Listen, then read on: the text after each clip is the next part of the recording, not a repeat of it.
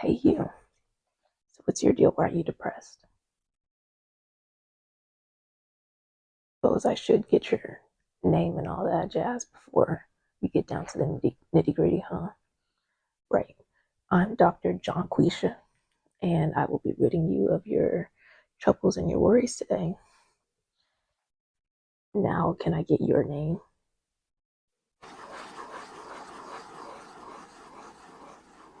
Age?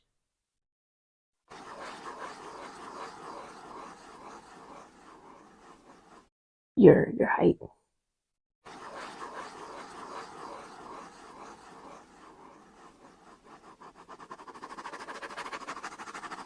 Did I ask you for your age already? I did. Your bank account details and your social security. Thank you, kind. All right, so what's your deal? What's going on with you? You know, you look a little bit tense. Don't worry, you have absolutely nothing to worry about. This is absolutely a safe environment. I don't have any Zen music, but I do have a plant over there. I have this homosexual lighting, so I hope you enjoy that. This is a safe environment, no judgment from me whatsoever. So please just be free and talk. So now, going back to your financial situation. Oh, I'm sorry, I have some beverages and some peas back there. Would you like some? No. Boring. Okay, so going back to your financial situation, have you tried taking any steps to improving that?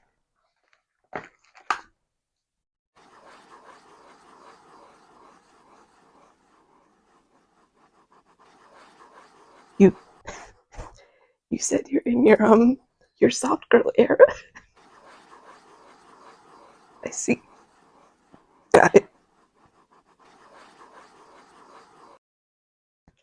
And so does that does that have anything to no, this is a safe environment. I swear, no judgment from me. So do you think do you, think, do you think that has anything to do with your depression and deteriorating mental health? Right. And so what is it that leads you to your shopping addiction? Mm-hmm. I see. Well, let me give you a bit of advice. So, for what it's worth, I also like to online shop. I am ornery, and my bank account doesn't exactly agree with it. But the motto that I live by is if I were to croak over tomorrow, none of this would even matter because it's not like I'm gonna have to pay bills in the afterlife. It's not like I'm gonna have to worry about rent when I'm in the glory of God, right? So when I find myself at the checkout and my bank account is protesting very heavily, but shoes are just too cute to not have in my wardrobe at this moment, I just say, you know what? What the heck, right? Now, let me break it down for you this way, so that way what I'm saying makes a little bit more sense, right? So let's say you have this job, right? You have a wife, a couple of little bastards, and maybe a family dog at home that you need to feed, right? But this job of yours is just really draining the life out of you, and you just absolutely dread having to go in there and deal with these people every day, right? Value your happiness in the moment, quit that job, give the company the finger. And now, even though you and your whole family might be homeless for a bit, you might lose your crib, you might have to give up the family dog. At least you valued your happiness, because look at it this way. Like I said before, anything could happen. Some gas or carbon monoxide could leak somewhere and just blow the whole crib up with you and your whole family inside of it. But hey, at least you valued your happiness, right? Right? You feel me? See, I knew you would. And just look at it this way.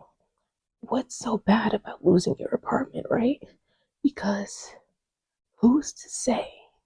Who's the guy that decided that we need to work ourselves to death and pay these bills just to put a roof over our heads? Like, you know that one SpongeBob episode where he decides to go live out in jellyfish fields and be one with the jellyfish? What's stopping us from doing that? I could just go out into the forest like freaking Tarzan and them and just build my own crib, right? Because the government because the government decided it. The government just be working like that. Now, this is completely unrelated, but this is a topic that I feel very passionately about. So, do you ever notice how, when you're just sitting outside minding your own business, how certain insects will just fly up to you or crawl up to you and they'll just sit there and look at you, buzzing around you, or just sit and try to crawl on you with their 15 legs and their beady, soulless eyes? Do you know why that is? It's because they're Satan's minions. They're Satan's minions that walk among us on this earth. And you know how we can rid this earth of them? We just need a couple hundred flamethrowers, lots of fire, and we need to burn them. Send them back to where they came from. Only then will the insects finally leave me alone. I'm sorry, this is a topic that I feel very passionately about, and I just had to get it off my chest. I know this session is about you, but we're having a heart to heart, right?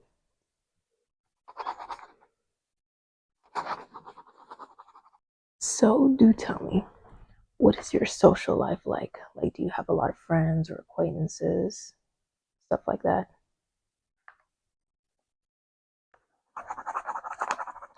So you said your friends are your parents and the possums in your backyard.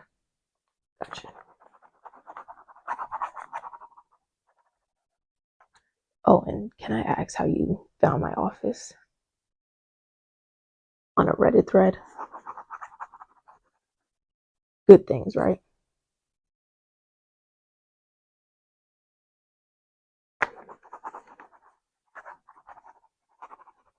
Now, what is your love life like? Any lovers or situationships or whatever goofy stuff Gen Z came up with? You're married to Aaron Taylor Johnson in your mind. Got it. Great taste, by the way.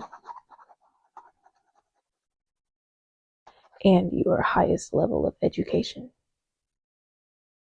You dropped out of college after 2 hours. Got it. I feel it.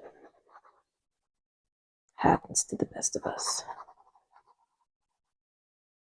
Now, what would you say one of your best traits about yourself are if you had to choose? Your passion and drive when you create your delusional fantasies? Got it.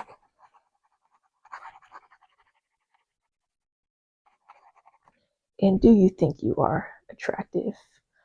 That could mean physically, inside, or whatever. As you should. Period, slay. Yes, ma'am. So, how are you feeling after our session? Any improvements? Great. Love to hear it. I'm glad I could be of some help to you today. All right, so before I send you on your way, how are you paying? Cash or card?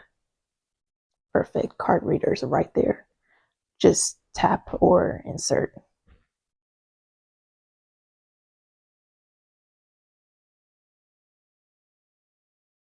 it declined. You want to give it one more try?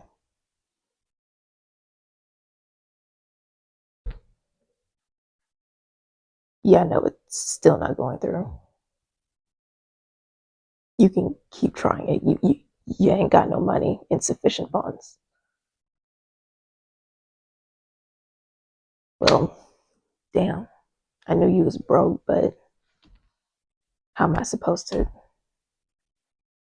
Well, in that case, since you done wasted my time and resources, now I need to take my services back. So you are broke, unattractive, overweight, unmotivated, and I hope you get bitten by a fly on your way out of my office. Get out. Get your goofy self out.